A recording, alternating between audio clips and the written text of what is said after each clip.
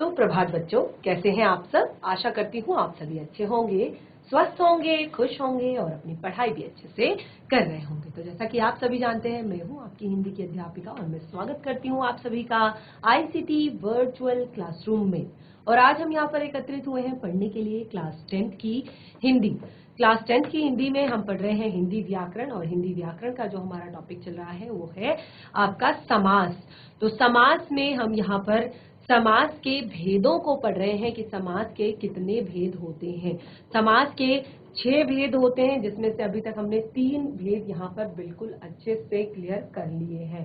सबसे पहले हमने अव्ययी भाव समास पढ़ा, उसके बाद हमने आपका तत्पुरुष समास पढ़ा, और तत्पुरुष समास के भी हमने यहाँ पर अलग अलग भेदों को डिस्कस किया और सबकी अलग अलग विशेषताएं हमने यहाँ पर बताई। जो लास्ट हमारा सेशन था उसमें हमने डिस्कस किया था कर्मधारय समास को। तो कर्मधारय समास में हमने यहाँ पर बताया था कि जो आपका पूर्व पद होता है वो विशेषण होता है, और जो उत्तर पद होता है वो विशेष्य होता है। पूर्व पद क्या होता है? विशेषण होता है, और उत्तर पद विशेष्य होता है। तो आप सभी ने नोट डाउन भी किया होगा अपनी कॉपी में, और मैंने होमवर्क में भी आप लोगों से कहा था कि कुछ एग्जाम्पल्स आप लिखकर लेकर आएंगे, कुछ एग्जाम्पल्स आप लिखेंगे इसमें आगे। तो देखिए एक बार रिवाइज कर लेते हैं, क्योंकि जब भी हम क्लास करते हैं कई बच्चे ऐसे होते हैं, जब भी हम सेशन स्टार्ट करते हैं कई बच्चे ऐसे होते हैं जो फर्स्ट टाइम इस टॉपिक को पढ़ रहे होते हैं, यानी कि उन्होंने पिछला सेशन नहीं पढ़ा हुआ होता है, तो उन्हें नहीं पता कि आज क्या हमें पढ़ना है। तो जब हम पिछला रिवाइज कर लेंगे तो उन्हें एकदम से क्लियर हो जाएगा कि आज हम क्या चीज पढ़ रहे हैं। ठीक है, तो परिभाषा कर्मधारय समास की आप सभी ने नोट डाउन कर रखी है अपनी कॉपी में। वह समास जिसका पहला पद विशेषण और दूसरा पद विशेष्य होता है, उसको हम कर्मधारय समास कहते हैं। और उसी में यहाँ पर हमने एक दूसरे तरीके से भी इसको यहाँ पर पढ़ा कि जिस समास का जो पहला पद होता है वो उपमान और दूसरा पद उपमेय होता है, उसे कर्मधारय समास कहते हैं। उसे कौन सा समास कहते हैं? कर्मधारय समास कहते हैं। और पहचान के लिए हमने यहाँ पर कुछ शब्द लिखे हैं, आप देख सकते हैं। है जो, के साथ, के समान, के रूपी, की सी, गुणों की चर्चा, यानी कि जो गुण होते हैं जहां पर गुणों की चर्चा की जाती है वहां पर आपका कर्मधारय समास होता है। जैसे नरोत्तम, नरोत्तम यानी कि जो नरों में उत्तम हो। पुरुषोत्तम, जो पुरुषों में उत्तम हो। ठीक है, और कितने सारे एग्जाम्पल, बहुत सारे एग्जाम्पल हमने यहाँ पर क्लियर किए थे। कमल नयन, कमल के समान नयन। चंद्रमुख, चंद्रमा के समान मुख। ठीक है, तो इसके एग्जाम्पल भी हमने यहाँ पर कुछ यहाँ पर नोट डाउन किए थे, और साथ ही कुछ और एग्जाम्पल मैंने आपको लिखवाए भी थे। कुछ एग्जाम्पल मैंने आपको लिखवाए भी थे, और कुछ एग्जाम्पल यहाँ पर दिए हैं, और कुछ एग्जाम्पल मैंने आप लोगों से कहा था कि आप नोट डाउन कर कर लाएंगे घर से। तो ये है हमारा कर्मधारय समास। तो कर्मधारय समास की विशेषता है कि जो पहला पद होता है वो आपका विशेषण होता है। पहला पद आपका हमेशा विशेषण होता है, तो उसी को कहते हैं कर्मधारय समास। क्लियर? नेक्स्ट हमने कहा था कि जब हम अपना नेक्स्ट सेशन स्टार्ट करेंगे तो नेक्स्ट सेशन में हम द्विगु समास को डिस्कस करेंगे। यानी कि क्या होता है द्विगु समास, किसे कहते हैं द्विगु समास। तो चलिए फटाफट हैंड रेज कीजिए जिसको पता है कि द्विगु समास की क्या विशेषताएं होती हैं, क्योंकि समास एक ऐसा टॉपिक है जिसको आप पहले भी पढ़ते आए हैं, पहले भी आपने समास को पढ़ा है। तो द्विगु समास क्या होता है, इसी टॉपिक पर हम चर्चा करने वाले हैं अपने आज के सेशन में। और इसके बाद जो हमारा आगे द्वंद्व समास, बहुब्रीहि समास, उन टॉपिक्स को भी हम क्लियर करेंगे। तो चलिए एक बार फटाफट से हैंड रेज कीजिए जिस बच्चे को भी थोड़ा भी नॉलेज हो कि क्या होता है द्विगु समास, किसे कहते हैं द्विगु समास, क्या विशेषता होती है द्विगु समास की। एनीवन, कोई भी बच्चा? थोड़ा बहुत, क्योंकि समास की जब तक आप विशेषताएं याद नहीं करेंगे, समास की जब तक आप पॉइंट्स क्लियर नहीं करेंगे, तो आपको कैसे पता चलेगा कि इसमें कौन सा समास है। तो द्विगु समास हर एक समास की अलग अलग विशेषता है और उसी से हम उसको पहचानते हैं, उसी से हम उसको जब भी हमें लिखना होता है तो उसी तरह समास विग्रह करके हम उसको पहचानते हैं। तो यहाँ पर द्विगु समास की बात आई, तो द्विगु समास किसे कहते हैं? देखिए, द्विगु समास जिसका पूर्व पद संख्यावाचक होता है, द्विगु समास यानी कि जिसका पूर्व पद संख्यावाचक होता है तथा जो समाहार यानी कि एक समूह के होने का बोध कराता है, ये इसकी विशेषता है। तो इसी तरह से हम इसकी परिभाषा बिल्कुल देखिए, आप देख सकते हैं, देखिए साथ के साथ नोट डाउन भी करेंगे, साथ के साथ नोट डाउन भी करेंगे। परिभाषा, वह समास जिसका पूर्व पद संख्यावाचक, संख्यावाचक यानी कि जो संख्या नंबर वाचक यानी कि बताने वाला, जो पूर्व पद होता है वो हमेशा संख्या को बताएगा, यानी कि पूर्व पद जो होगा वो हमेशा संख्यावाचक होगा। और दूसरा मैंने कहा कि ये समस्त पद, जो समस्त पद होता है वो किसी समाहार या समूह का बोध कराता है, यानी कि इससे जो समस्त पद बनता है, इससे जो आपका सामासिक शब्द बनता है, सामासिक पद बनता है, वो एक समूह के होने का बोध कराता है। जैसे नव ग्रहों का समूह, तो उसको कहेंगे नवग्रह, ठीक है। इसी तरह से और भी बहुत सारे एग्जाम्पल मैं आपको लिखाऊंगी, तो साथ के साथ बच्चे नोट डाउन भी कीजिए कि वह समास जिसका पूर्व पद संख्यावाचक विशेषण होता है और समस्त पद जो होता है वो किसी समाहार या समूह का बोध कराता है, जो इसका समस्त पद या जो सामासिक शब्द होता है वो किसी समूह का बोध कराता है, ग्रुप का बोध कराता है। जैसे सप्त ऋषि, तो 7 ऋषियों का समूह, ठीक है। नवरात्र, नवरात्रियों का समूह, ठीक है। नवग्रह, नवग्रहों का समूह। तो इसी तरह से ऐसे जो शब्द हैं, ठीक है। सप्त सरोवर, 7 सरोवरों का समूह, तो इसको आप नोट डाउन कीजिए। अब यहां पर देखिए, जैसे दोपहर, दोपहर यानी कि 2 पहरों का समाहार, 2 पहरों का समाहार। इसी तरह से सप्ताह, 7 दिनों का समूह। तो हमने कहा पूर्व पद क्या होता है? संख्यावाचक होता है, तो आप देख सकते हैं 2, 7।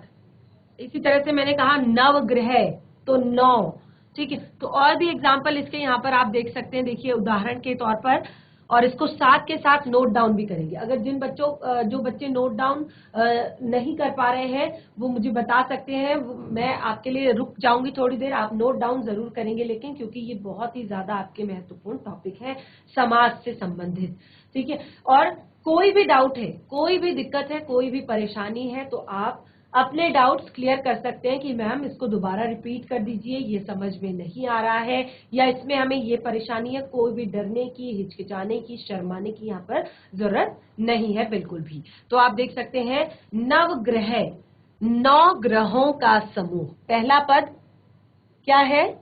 संख्यावाचक है और समूह या समाहार का बोध करा रहा है। जैसे फिर से वही एग्जांपल, दोपहर, 2 पहरों का समाहार। त्रिवेणी, 3 वेणियों का समूह, 3 वेणियों का समूह। शताब्दी, शताब्दी, 100 अब्दों, अब्दों यानी कि वर्षों का समूह। सतसई, 7 पदों का समूह। त्रिकोण, 3 कोणों का समाहार। तिरंगा, 3 रंगों का समूह। तो आप देख सकते हैं जो आपका पूर्व पद है वो हर जगह क्या है? संख्यावाचक है, नंबर्स को दिखा रहा है, जैसे 9, 2, 3, 7, 3, 5, ठीक है। पंचरत्न, तो यहां पर क्या है? पंच रत्न, 5 रत्नों का समूह। ठीक है, तो यहाँ पर 5 शब्द क्या है आपका, एक नंबर है, तो इसीलिए 9, 2, 3, 100, 7, 5 ये सब क्या है, संख्या है। तो इसीलिए हमने इसको कहा द्विगु समास को, इसकी जो विशेषता है कि इसका पहला पद संख्यावाचक होता है। ठीक है, तो अगर आपके लिए यहाँ पर अगर आपके लिए आता है शब्द अष्टाध्याय, अष्टाध्याय, और कहा जाता है कि इसका समास बताइए, शब्द आता है अष्टाध्याय, अष्टाध्याय एग्जाम में, तो इसका अब आपको समास बताना है। अष्टाध्याय शब्द का समास बताइए कि अष्टाध्याय शब्द में कौन सा समास है। तो कैसे बताएंगे, सबसे पहले करेंगे आप समास विग्रह। कैसे करेंगे, समास विग्रह करेंगे। 8 अध्यायों का, 8 अध्यायों का समूह, 8 अध्यायों का समूह। तो अब आपको पता चल गया कि 8 अध्यायों का समूह, 8 नंबर है। तो आपको पता है कि जो नंबर जहां पर होता है वो कौन से समास की विशेषता है, वो आपके द्विगु समास की विशेषता है। ठीक है, तो अब आप यहाँ पर लिख देंगे, आप बता सकते हैं आसानी से कि इसमें द्विगु समास है। ठीक है, तो ये आपका क्लियर हो गया। और सभी ने नोट डाउन अगर कर लिया हो तो एक बार हैंड रेज कर दीजिए। अगर नोट डाउन कर लिया हो तो हैंड रेज कर दीजिए, हाथ खड़ा कीजिए, क्योंकि नोट डाउन तो करना ही करना है। जब आप क्लास में आए हैं, क्लास अटेंड कर रहे हैं, कुछ पढ़ रहे हैं, तो कुछ ना कुछ सीख के आपने जाना है। तो आप तब तक नहीं सीख सकते हिंदी व्याकरण को जब तक आप नोट डाउन नहीं करेंगे, ध्यान पूर्वक पढ़ेंगे नहीं, समझेंगे नहीं। केवल सुन लेने से आपको ये याद नहीं होगा, आपको यहाँ पर इसमें प्रैक्टिस भी करनी होगी। ठीक है, तो इस तरह के और भी बहुत सारे एग्जाम्पल जहां पर आपको इस तरह के नंबर्स, इस तरह के संख्याएं आपको दिखाई दे, आप उन एग्जाम्पल्स को इसमें लिखिए और भी एग्जाम्पल द्विगु समास से आगे बनाइए। चलिए, तो टॉपिक को हम यहाँ पर कंप्लीट करते हैं। अब अपने नेक्स्ट टॉपिक की ओर बढ़ते हैं आगे, यानी कि जो हमारा अगला जो हमारा समास है वो है द्वंद्व समास। अगला हमारा है द्वंद्व समास। तो किसी बच्चे को थोड़ा बहुत नॉलेज द्वंद्व समास के विषय में कि क्या होता है द्वंद्व समास, द्वंद्व समास किसे कहते हैं। देखिए, क्लास 10th के बच्चे आप हैं, क्लास 9th में भी आपने पढ़ा होगा, क्लास 8th में भी आपने समास को पढ़ा होगा, तो आपको थोड़ा बहुत चीजें, इसीलिए मैं आपसे कह रही हूं कि आपको जो समास की विशेषताएं हैं, हर एक समास की जो विशेषता है वो आपको याद करनी पड़ेगी, वो आपको याद करनी पड़ेगी, तभी आप इसको समझ सकते हैं। तो द्वंद्व समास क्या होता है, किसे कहते हैं द्वंद्व समास। देखिए, परिभाषा द्वंद्व समास की, जिस समास के दोनों पद, यानी जिस समस्त पद के, जब समासीकरण की प्रक्रिया हो जाएगी कंप्लीट, तो समासीकरण की प्रक्रिया के बाद, समासीकरण की प्रक्रिया के बाद जो दोनों पद होंगे, एक जो समस्त पद हमारा बनता है, उस समस्त पद के जो दोनों पद है, पूर्व पद और उत्तर पद, पूर्व पद और उत्तर पद दोनों ही क्या होते हैं, प्रधान होते हैं। यानी कि जब आप समास विग्रह करेंगे तो दोनों पद कैसे होंगे, समान होंगे। और विग्रह करने पर, जब आप उसका विग्रह करेंगे, जैसे मैंने आपको क्या कहा कि कभी भी आपको समास बताना है, किसी भी शब्द का अगर आपको समास बताना है तो आपको उसका समास विग्रह करना पड़ेगा। तो समास विग्रह करते वक्त आप देखेंगे कि उसमें, और देखिए पहचान ये है, जब आप समास विग्रह करेंगे तो समास विग्रह करते वक्त पहचान आपकी ये है कि और, एवं, या, अथवा ये शब्द आते होंगे। ठीक है, समास विग्रह करने पर आपके इस तरह के शब्द आते होंगे, और, एवं, या, अथवा। ठीक है, तो इसे हम कहते हैं द्वंद्व समास। क्या विशेषता है? दोनों पद प्रधान होते हैं। ठीक है, यहां पर ऐसा नहीं है कि आपका पहला पद प्रधान है या आपका दूसरा पद प्रधान है। यहां पर दोनों पद प्रधान है। और जब आप समास विग्रह करेंगे, समास विग्रह यानी कि उस शब्द को उसकी पूर्वावस्था में लेकर आना। ठीक है, समास विग्रह जब आप करेंगे तो ऐसे आपको शब्द वहां पर दिखाई देंगे, तो इसको आप कहेंगे द्वंद्व समास। एग्जाम्पल देखिए, यहां पर कुछ इस तरह के एग्जाम्पल होंगे। अपना पराया, तो शब्द, आपको शब्द दिया जाता है अपना पराया, तो आपको उसमें समास बताना है। तो आप लिखेंगे अपना और पराया, अपना और पराया, या अपना या पराया। ठीक है, और इस तरह से पाप पुण्य, पाप और पुण्य, जब आप इस तरह से समास विग्रह करेंगे और आप देखेंगे कि या, अथवा और एवं शब्द का प्रयोग किया जा रहा है, तो आप बता पाएंगे कि यहाँ पर द्वंद्व समास है। नोट डाउन कीजिए, नोट डाउन भी करते रहिए बच्चा साथ साथ। यस, फटाफट नोट डाउन करेंगे, साथ के साथ नोट डाउन करेंगे। और कोई भी दिक्कत, कोई भी परेशानी अगर समझ नहीं आ रहा है, कोई चीज समझ में नहीं आ रही है, तो आप बता सकते हैं, चैट के माध्यम से बता सकते हैं अपनी समस्या, या डायरेक्टली क्लास में सिस्टम के माध्यम से हैंड रेज करके आप बता सकते हैं। तो क्लियर हो गई परिभाषा? जिस समस्त पद के दोनों पद प्रधान हो तथा विग्रह करने पर और, एवं, या, अथवा लगता हो, वह द्वंद्व समास कहलाता है। क्लियर सभी को? वह द्वंद्व समास कहलाता है। जैसे अपना पराया, तो अपना या पराया, पाप पुण्य, पाप और पुण्य, माता पिता, माता और पिता, भाई बहन, भाई और बहन। ठीक है, तो इसमें हम और भी एग्जाम्पल्स आगे हमने दिए हैं, तो उन एग्जाम्पल्स को आप लिख सकते हैं, नोट डाउन कर सकते हैं। तो आप देखेंगे सब में इसी तरह के शब्दों का प्रयोग हुआ है। ऊंच नीच, ऊंच नीच, तो ऊंच और नीच, ऊंच और नीच। ठीक है, इसी तरह से देश विदेश, देश और विदेश, ठंडा गर्म, ठंडा और गर्म, माता पिता, माता और पिता, दिन रात, दिन और रात, भाई बहन, भाई और बहन।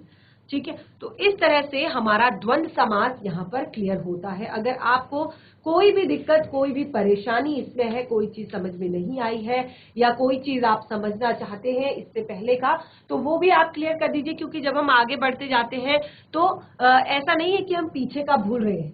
सारे समास की अपनी अपनी विशेषताएं हैं, आपको सारे समास याद करने हैं, तभी आप आगे बढ़ पाएंगे, आप आगे वाले जो हमारे समास हैं उनको समझ पाएंगे। ठीक है, तो कुछ यहाँ पर और शब्द मैं आपके लिए लिख देती हूं। राधा कृष्ण। ठीक है, और इसमें आप और भी शब्द जोड़ सकते हैं। राजा रंक,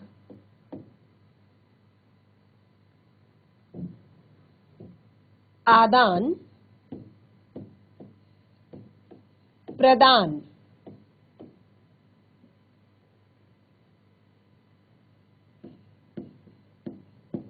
गुरु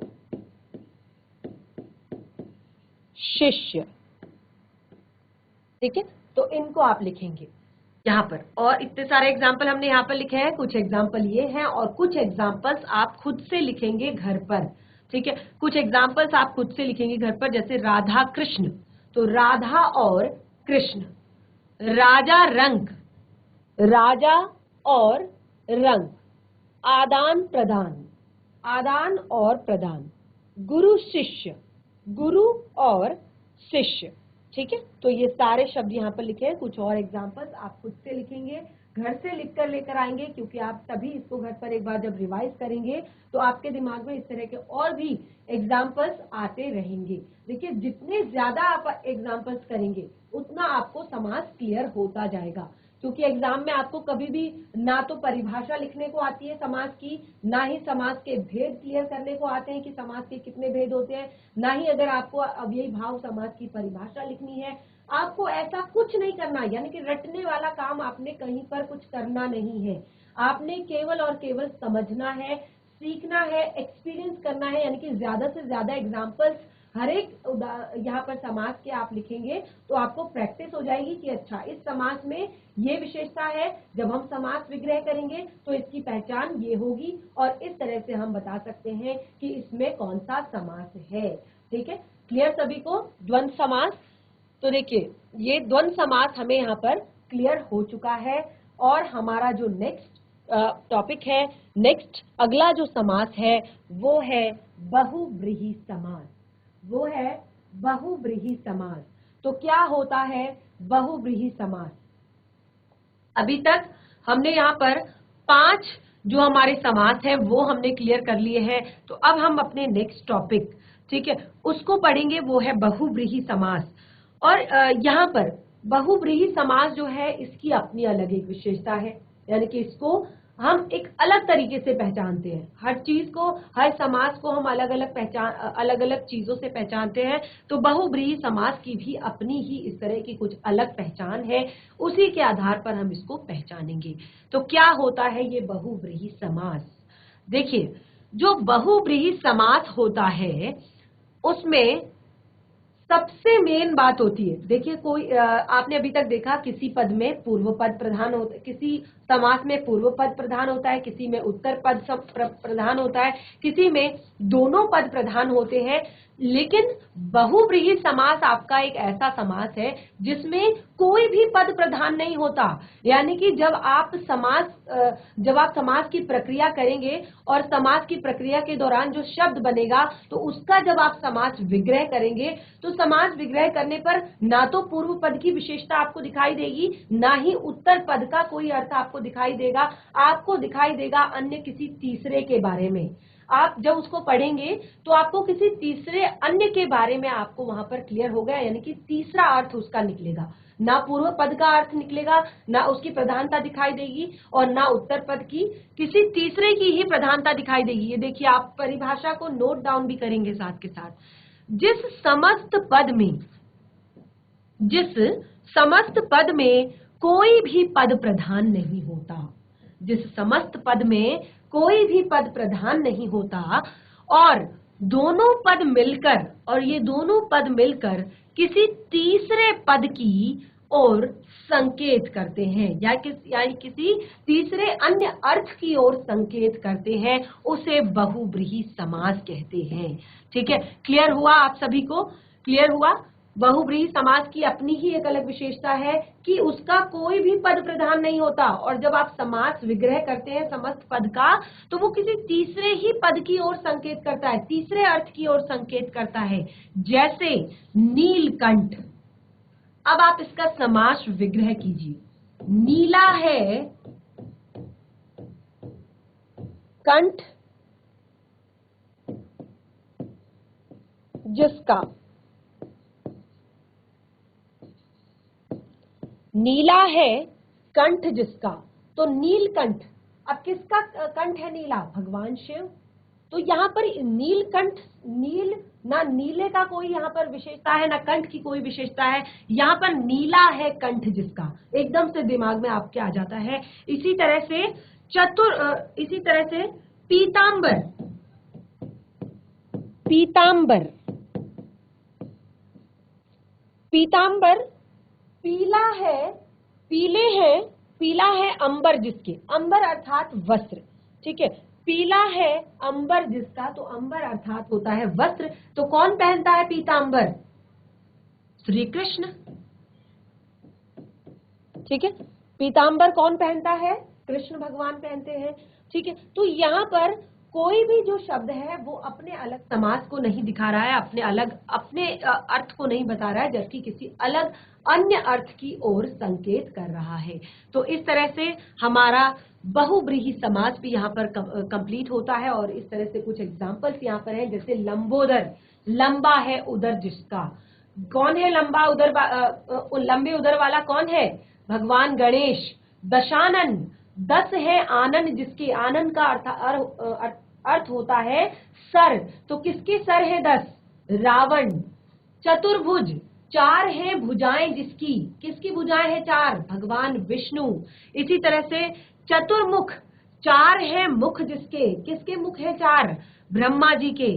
पंकज, पंख में पैदा हो जो, पंख अर्थात तालाब में, कौन पैदा होता है पंख में? तालाब में कमल। ठीक है, इस तरह से घनश्याम, घन के समान श्याम है जो, यानी कि घन अर्थात बादल, तो बादलों का रंग कैसा होता है? काला होता है। तो कौन है घनश्याम? श्री कृष्ण है। इसी तरह से मृत्यु को जीतने वाला, कौन है? मृत्यु के देवता कौन है जिन्होंने मृत्यु को जीता हुआ है? भगवान शंकर। तो इस तरह से यहाँ पर बहुव्रीहि समास का हमारा जो ये टॉपिक है ये कंप्लीट होता है। तो इस तरह से हमने समास के 6 के 6 भेद यहाँ पर क्लियर कर लिए हैं और मैं आशा करती हूँ कि आपको सारे समास यहाँ पर क्लियर हो चुके होंगे। फिर भी कोई दिक्कत है, परेशानी है, कोई समस्या है, समाज का कोई भी टॉपिक समझ में नहीं आया है, कोई ऐसा टॉपिक जो आपको टफ लगा हो या याद नहीं हो पा रहा है, तो आप अपनी सारी समस्याएं हमें बता सकते हैं। बिल्कुल निडर होकर, बिना शर्माए, बिना हिचकिचाए सारी प्रॉब्लम्स अपनी शेयर कर सकते हैं। तो आज का टॉपिक हमारा यहीं पे समाप्त होता है। हम मिलेंगे अपने नेक्स्ट टॉपिक में, जिसमें हम इस पार्ट से जुड़े हुए अभ्यास के प्रश्नों पर डिस्कस करेंगे। तब तक के लिए धन्यवाद। आपका दिन शुभ हो।